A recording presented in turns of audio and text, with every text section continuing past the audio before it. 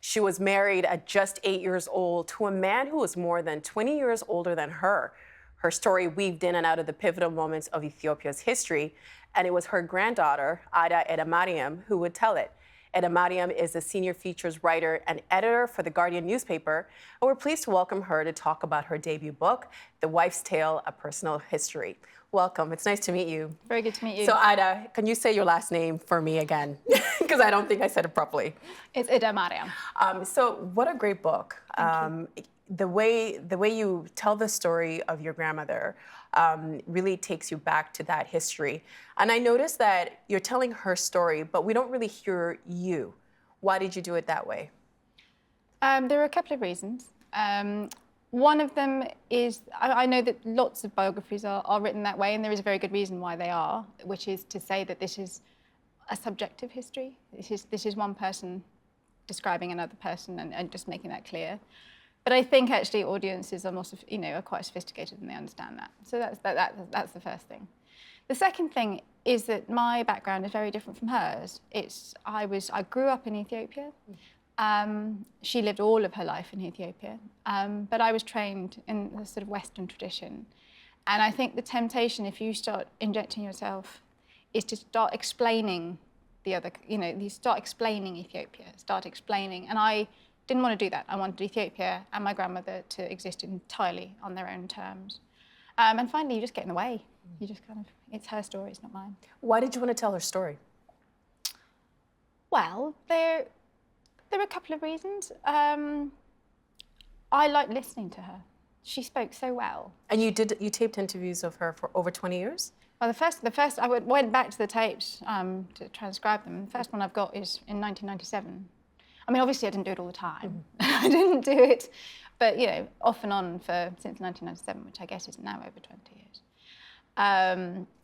And I'm a journalist, I guess. I know a story when I see one, but I also, much more importantly, just loved listening to her. She was such a good speaker and such a good storyteller, and she was funny but moving, and it was just, I wanted to. At some point, I started to think that it would be interesting to take on the challenge of attempting to translate this thing that I enjoyed so much into English and try and make that live again in another language. Because it was Amharic? It's Amharic, yes. And this is your father's mother? Yes. She gets married at 8 to a man who's 20 plus years older than her. Take us back to what her life was like then. Marriage was so much, I mean, even in the Western it was so much more a contract between families than it was about the people who actually had to live together. So it was fairly common. She was very young, but it was fairly common. I mean, and again, I guess that doesn't make it okay, but it was something that the society understood and happened frequently. She wouldn't really have understood what was happening to her, I don't think. She thought it was a party, So you write, a ring was threaded onto her third finger, another onto the man's. It would be years before she understood what she had promised. For the moment, all she knew was a thickening of the air, a seriousness, a flutter of what? Apprehension, perhaps, more prayers. So how does an 8-year-old girl adjust to this new reality of being married? Sort of understandably, she'd like to keep playing. That was one thing. It's a transition she doesn't necessarily understand. It is a kind of transition into being a grown-up.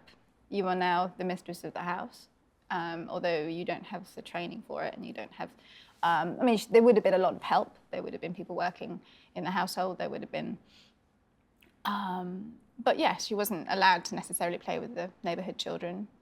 Although about a year after she was married, he went south to Addis Ababa. So this was the way the sort of systems worked. You went directly to the sort of centre of power, and then you petition. You sort of hung around, you waited, and you looked for promotion and stuff. And he went away for about a year, and then she went back to her grandmother.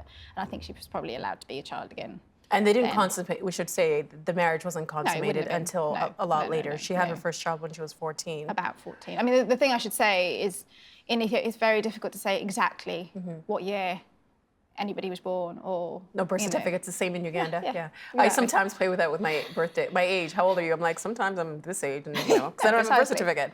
But what was your grandfather like? I never met him. So anything I know about him is through her eyes. And as I tried to sort of enter into how she was at her different ages. So I guess I saw him from her point of view as a child. And he was, a grown-up whose job it was to raise her, in fact, because that he taught her. He taught her to cook. He taught, he began to teach her to read, although there was a decision that they wouldn't continue that. So she learned the alphabet, but not reading. But not to read. Why not? Well, the priest who was hired to teach her. Reading between the lines, I suspect he thought she was quite bright, and which she was. She was extremely bright, and that this would cause problems. The sort of specific thing he says was that she will learn the Psalms and she will cry to God and God will listen to her. There's a, but anyway, for whatever reason, that stopped. But yeah, so I sort of saw her through those eyes, and then as she had more children, and then there was more. It was a marriage, and the conversation happened as in a marriage. She stayed home a lot. Why did she tell you why that was? Yeah, again, it was normal. It was normal. It was your world was your home and the church largely. He was quite jealous. He wanted, he knew that she was beautiful, and didn't want anybody. So there was, And he was violent sometimes too, right? Yes. Again, this is funny. It's funny because I was thinking about this. There's a kind of, through, when children are taught in school, corporal punishment was the norm. So what it's almost like it was just something that, again, it's like that was the way things were.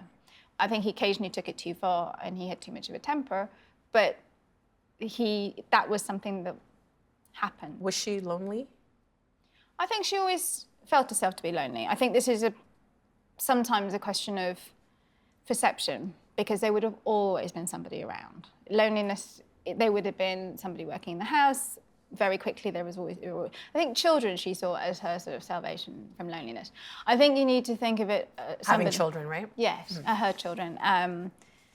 Her mother died when she was very young. Her mother died when she was about 9, and I think there is a sense of loss about that, which just carries through most of her life.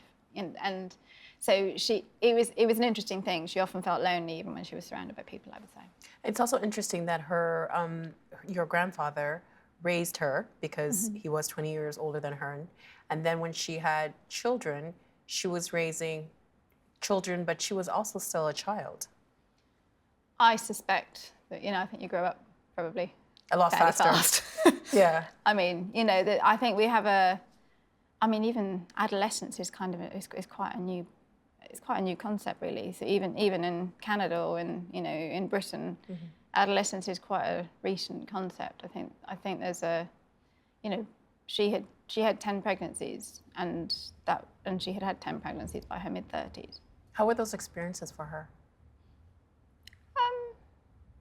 Well, pregnancy is not easy for anybody necessarily. I think in a country where medical care is quite far away, I think again, as was true across, depending on sort of the arrival of sort of more advanced, the possibility of a cesarean, for instance. I think death is very close and birth, they're very close to each other. Because 40 days was, if a young boy was born, 40 days was when they would name the child, and then 80 days for the girls?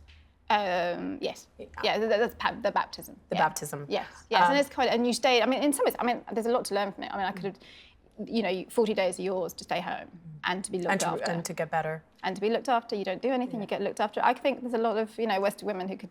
Well, because when your mom had you, she did the opposite, and your grandmother was like, you need to rest. Yeah. What was it like for her emotionally, because she did lose some of her children?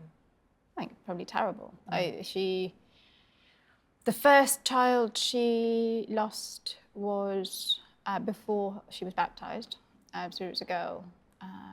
And I think it's probably what we now call a cot death. And another died, I think it was from malaria in the Italian War. And then others died later in adulthood. She seemed to enjoy motherhood, didn't she? Yeah, she was a great mother. She's a great grandmother.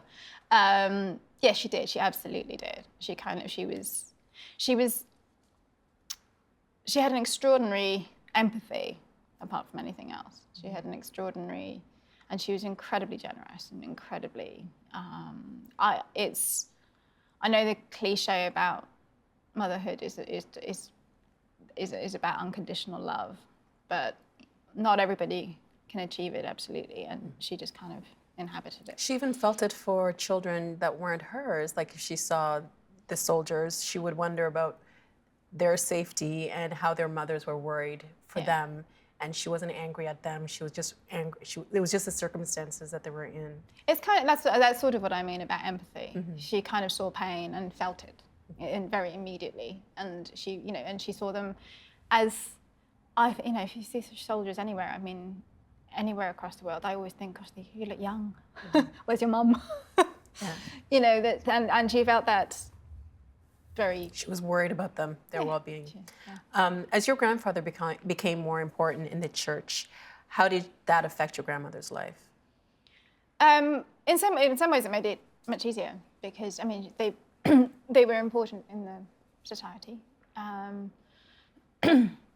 She sort of grew into a role which she loved, I think, and always missed, actually, of just being in charge of a household. And she was a really good cook. She liked, they had these yearly parties for Ba'ata, which is the feast of the presentation of Mary to the temple. And that happened every year. And she spent months, I sort of describe it in the book, the sort of months of build-up to this party.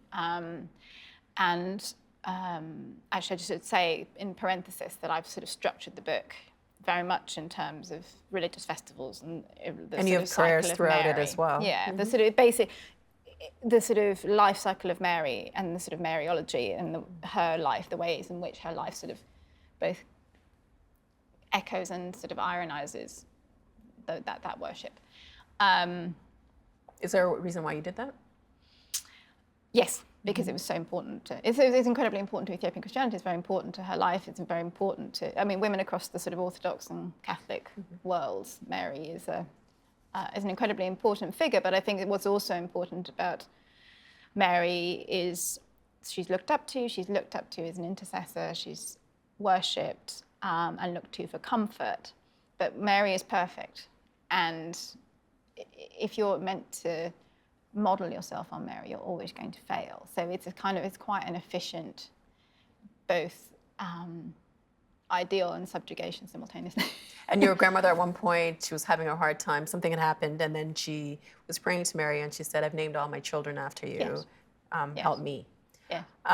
Giving us a bit of an Ethiopian history lesson, tell us how they got to be Orthodox Christian.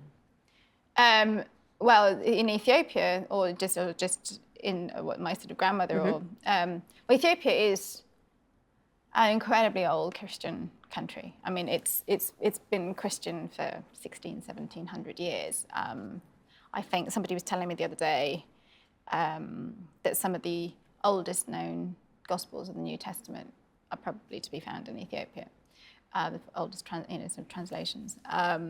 So the Orthodox Church is incredibly important and goes through every part of, it's sort of 50-50 now, I think. It's Christian and Muslim, but the Christian, where she lived, it was very highly Christian. It goes through every part of people's lives. If you imagine, I don't know if you read somebody like Hilary Mantel or Chaucer or people like that way in which the church, and it's true in sort of some countries now, the church is part of people's daily lives in a very absolute way. And remember that the church also controlled the written word to a great extent you know, they had they crowned kings. Everybody had a spiritual confessor. There was a kind of, there were two great powers: the government, well, the empire, the aristocracy, the church, and that was incredibly part of it. I mean, even the language. So it's not just the children's names. Sort of Aida Edemariam is Hand of Mary. It's, you know, if you say thank you, you know, existilling, may God give it, you know, return it to you, may God give it to you. It's just part of the warp and weft of everything. You can't separate it. No. And with your grandfather's position, the family's fortune seemed to be tied with the emperors. How did Haile Selassie rule Ethiopia? I guess they were tied to the emperors in a way that almost everybody was. If you imagine a society that's incredibly triangular, with the empire at the top, you know, it's the emperor at the top, and above the emperor, God. You know, there's a kind of emperor. Well, I mean, he ruled. He was an absolute monarch, and he worked very hard to make it, you know, to make it as centralized. So when my grandmother was born, it was also an empire, but it was much more loosely organized. So you had much more, you know, regional kings had a lot of singular power. Tithes would go to them. By the zenith of Haile Selassie's reign, it went to the center. And your grandfather ended up being a judge? He was a judge. He was a judge. He was a administrator and priest who led of the locality 44 where they live? churches. Okay. Yeah, in northern Ethiopia. Yeah, so. And then things change. From your book, you write about a horrifying event in 1936. Then one day an answer, 6 specks in the sky, specks moving faster and straighter than any bird, growing bigger and bigger until she could hear them roar. Closer and closer the specks came. They look like crosses now, stubby dark crosses trailing smoke. The streets ran with women, children, clergy, the infirm. Anyone able-bodied had marched away with Raskasa or quietly disappeared. As the thundering drew near, they threw themselves into ditches, huddled against the walls behind trees. "O Queen of Heaven, save us." Did your grandfather tell your grandmother enough about the political situation in Ethiopia that she could have understood what was happening? I don't know if anybody would have. I mean, he would have understood that. He would have understood the political situation probably, but I'm not sure at that point. I think she was probably quite young, and I'm not sure he told her anything. I think later on that she understood a great deal more. But I don't think anybody saw that happen, saw that coming.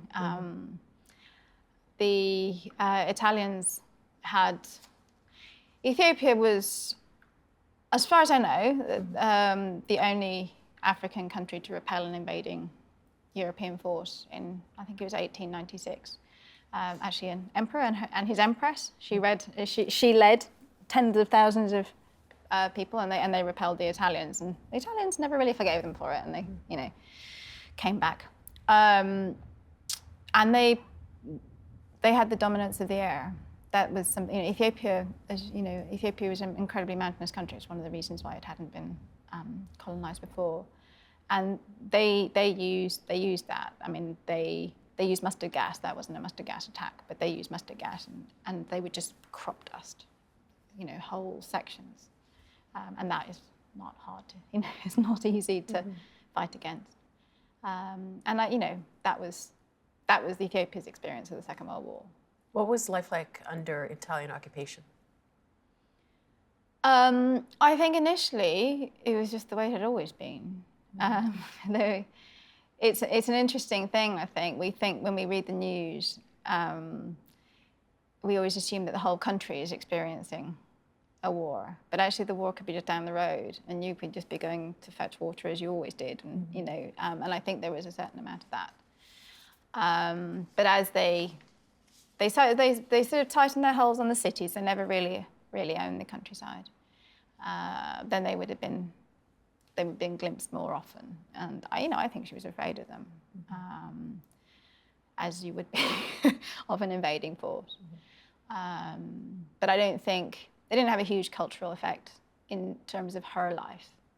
They did things like build roads and provide piped water for at least their areas, and that did change infrastructure and language, and a little bit. There's still, you know, if you want to fix a car in Ethiopia, a lot of the words are Italian.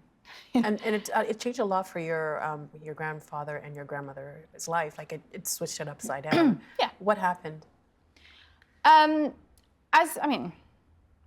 guess it happened as happens in war over and over again. The Italians first entered Gondar fairly easy because they had basically overrun. You know, the emperor had fled. The emperor went abroad. He lived in Bath for 5 years. And initially they came in and they sort of took over the castles and tried to establish a civil, you know, tried to establish what did they call it? It was anyway the Italian empire, you know, the outpost of the Italian Empire. But then, because things changed in Europe, Britain realised that they should actually probably help Ethiopia, even though the emperor had been asking them for years to do so. And they came in and then the war really, you know, Gondar was bombed, they had to flee. She lived in exile in a little village outside. Her husband went to tend to the wounded and the sick on the battlefield. That was a difficult time. And your grandfather ended up being imprisoned and dying in prison. Yeah. What effect did that have on your grandmother? Absolute. Obviously it's difficult in and of itself. As you know, at that point she was the mother of 7 children, and he didn't feel that he would get justice within that town, and so he asked her to go to Addis Ababa to petition on his behalf, petition to the higher court, and if the higher courts did not decide in their favour, to petition to the emperor. So suddenly, after years of child rearing and being at home and going to church, she suddenly found herself in Addis Ababa, making testimony in the courts. And your grandfather actually had foresight, though, because he saw it coming, because he added rooms onto their home. Yes. In a way, because he wanted her to have financial security if anything was to happen to him, that she would be able to rent out the rooms. Reading that to me was like, you know, that was an expression of love, even if you don't say it. Yes, I don't think they did. They didn't. I think yes, she would have said there was love, and he definitely cared, and he was very. It might not have occurred to him to tell her, but he was caring for her, and he cared, very deeply. And there was another moment in the book that I think one of the few instances when you put your voice in it, and there were soldiers and there was a storm, and they were shooting up into the rain clouds, and you were with your grandmother and a cousin, and your grandmother pushed you and your cousin into a wardrobe, and she put herself in between you to protect you. What was your relationship like with her? It was good. She was, as I said, she was an amazing grandmother. You could sort of sit there. She had these, across Ethiopia, the morning, people start work very early, particularly the women start work very early in the morning, but then you get a pause at about sort of 9, 10, and you sit down and you roast some coffee, you pound the coffee and you burn some incense and make some popcorn, and you just kind of, chat. And that was it defines warmth, and it was just, you just sort of sit there and listen and laugh, and that's one of probably my earliest memories of her. Because family to her was everything.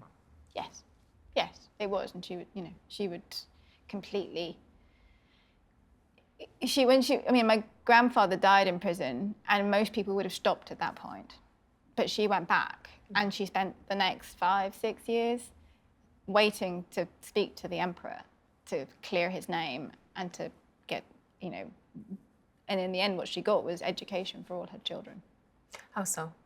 Because the emperor, it's very interesting. The emperor could have been, just the emperor. He could have been Minister of Defense if he wanted to, but he was Minister of Education because that was what he cared about. And he knew that the future of his country would be through education. And he established all these schools, and that was a thing that if very bright children, and there was probably a slight class element, but not always, were sent to boarding schools in Addis Ababa and, trained and often then sent abroad, and they were expected to come back and lead Ethiopia sort of into the future. Including your father, who became a doctor. Yeah, and his brother became a doctor, and, the girls became, they worked in agriculture and economics. I mean, it changed our lives, absolutely. Isn't it incredible that your grandmother was uneducated and she learned how to read 10 years before she passed? And about I think she was probably in her 60s. But then her eyesight failed 10 years later, which was like basically a tragedy, because she sort of finally could read and then she couldn't see. But anyway. But it's just incredible that, married at 8 and raised so many children on her own after your grandfather died, and then to have your dad be a doctor and your aunts and uncles and yourself here. I mean, it says something about the determination of spirit, individual spirit. She gave us, she gave us our futures. She gave us a future of choices that she didn't have.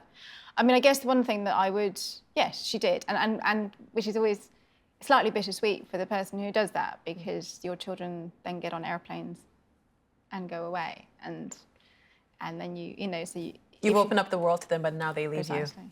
Yes, Yeah. which is, but she gave us that, and we have a huge amount to be grateful for. And this book is incredible. I cried, I cheered for her, and it's been such a thrill speaking to you, and for you for recording your family's history for generations to come. Well done.